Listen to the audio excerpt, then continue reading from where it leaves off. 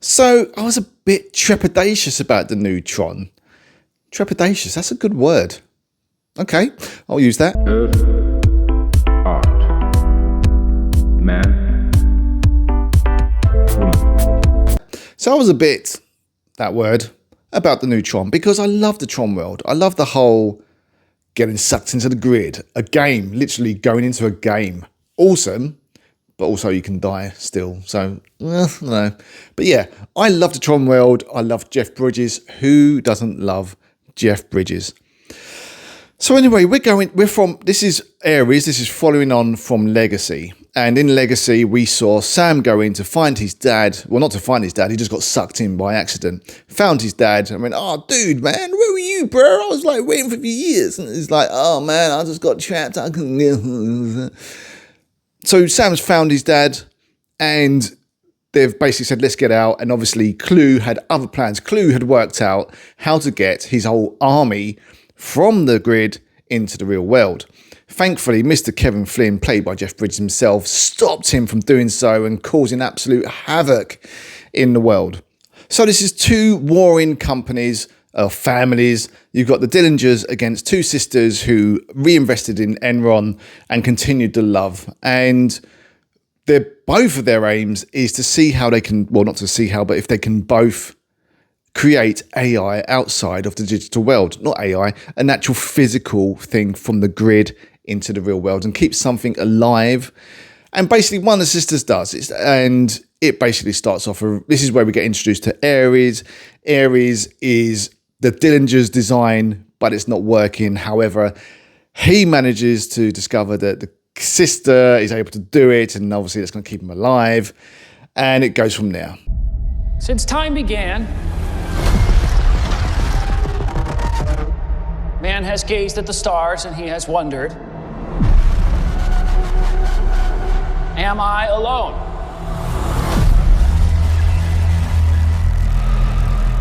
So much talk of AI and big tech today. Virtual worlds, what are they going to look like? When will we get there? Well, folks, we're not going there. They are coming here. I would like you to meet Ares, the ultimate soldier. So Ares is a bit faulty. He's basically, he can't live for more than 20 odd minutes in the real world. And the sister has, she has the answer. And Ares starts feeling a little bit more human. We've been there before, haven't we? Anyway, so the first thing that strikes me is the soundtrack. I was like, okay, because when I heard it was 9 Inch Nails, I'm not really into like rock, and I know 9 Inch Nails are more rock. However, their soundtrack was awesome.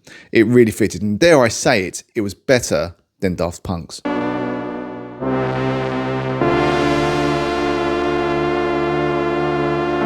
Yeah, the soundtrack was just brilliant. It was different to Daft Punk's. It felt like Daft Punk's, as much as it was following the movie, it felt like it was just big set pieces where I felt that the 9 Inch Nails soundtrack just carried and flowed with the movie more. It accompanied the scenes rather than being an out. There was lovely bits of the Daft Punk soundtrack, but I just felt that 9 Inch Nails seemed a little bit less showy and just accompanied, the film. There was a great scene, the first chase scene, where you see an Audi and an Audi Quattro. I love these Audi Quattros, and it reminded me of Ready Player One, and I really enjoyed that. I wish we'd spent a bit more time on the Audi, but it's only a car. We're talking about a whole movie here, Darren, so calm down. It's just a car. Struck down on the battlefield. I will simply make you another. You think you're in control of this? You're not. But the first chase scene, I wanted to dislike this movie. I was expecting to dislike this movie because I've heard so much negativity, and I don't know why. I don't know why there's so much negativity. It's a fine movie. As I said, the first scene, the motorbike chase scene, I loved the divide between the grid, the fact that they've come outside and there are grid vehicles in the real world, visually was amazing. It was really, really enjoyable, and I enjoyed it thoroughly.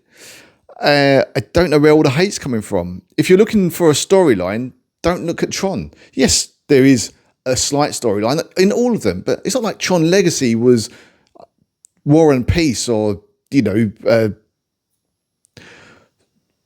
Wuthering Heights. Something with depth. For me, it's just a Tron world.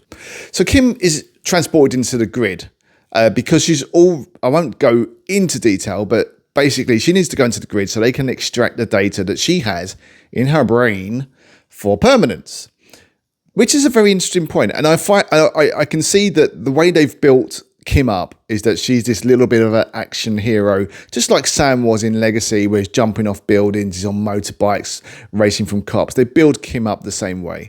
So I guess when she gets into the grid world, yes, she's out of her depth, but not like some average Joe who wouldn't be so, I don't know, edgy and risk-taking.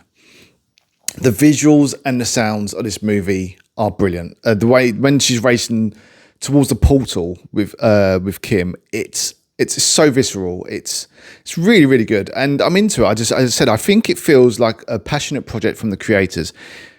Is there going to be a number 4? I don't know, but this doesn't feel like some pushed together project. Jared Leto, he does a fine job. He doesn't overplay it. This is what I was expecting. I was expecting him to overplay it like he was some Neo kind of badass machine, but he's not. He's very subtle. He doesn't overplay it. It does a great job, and I don't know where any of this hate's coming from.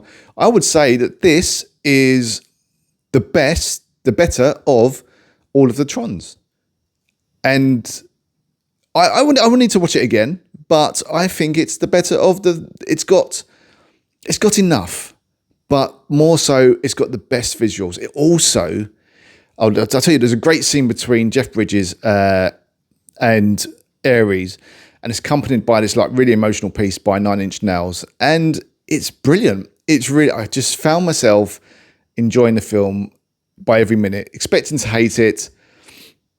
We do have questions. It has left questions. Where are Sam and Kura? Where are they? Because they left Enron. Are we going to touch base with them? I don't know. The CGI in Ares also contains no embarrassing CGI. Like with Legacy, there were some very ropey moments. The fake young Jeff Bridges, this fake young Kevin Fling was a bit too much. We're always on the same team. It was too bad. And you'd expect from a film that is based around being digital, you'd have better digital effects. But other than that, I think this movie is great. There was a great soundtrack, great visuals. I don't know where the hate's coming from, and I would suggest you go watch it. Let me know what you think. Okay, speak to you soon.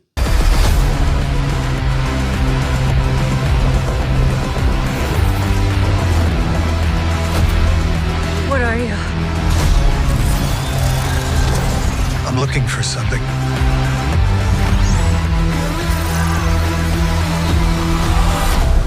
Something I do not understand.